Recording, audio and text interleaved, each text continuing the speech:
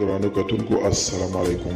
زه محمد سلمان همدرد د حق غږ پښتو چینل خبري لنډیز کې ستاسو قربا اوس تاسو پام را اړوم د مهمو خبرونو لنډیز. د بهرنیو چارو وزیر حنیف اتمر له زلمي خلیلزاد سره د ترکیې ناظم پر اجنډا او د غونډې لپاره پر چمتووالي خبرې کړي دي. دواړه لوري پر ترکیې کې د سولې خبرو لپاره پر چمتووالي د خبرو اترو پر ترکیب د غونډې پر اجنډا د افغانستان اسلامي جمهوریت د سولې پلان او د غونډې پر پایلو خبرې کړي دي. دیني عالمان وایي دولتي چارواکو د نشهیي موادو په مخنیوي کې مرسته نه کوي.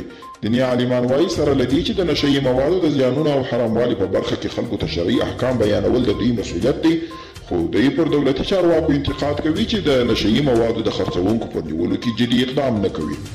ایران او پاکستان کې د کورونا له لاسه مړینې اوج ته رسیدلي دي.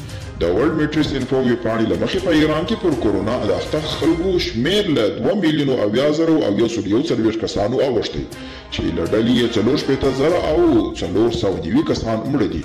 اخوا په پاکستان کې د کوویډ-19 په یوه ورځ 114 کسان مړه کړي دي او د قرغیزستان خلکو د اساسي قانون تعدیل ته رایه ورکړه. د قرغیزستان د نوي اساسي قانون له مخې به یوه نوې مشورتي اداره رامنځته کیږي چې مشري به یې ولسمشر جباروف کوي.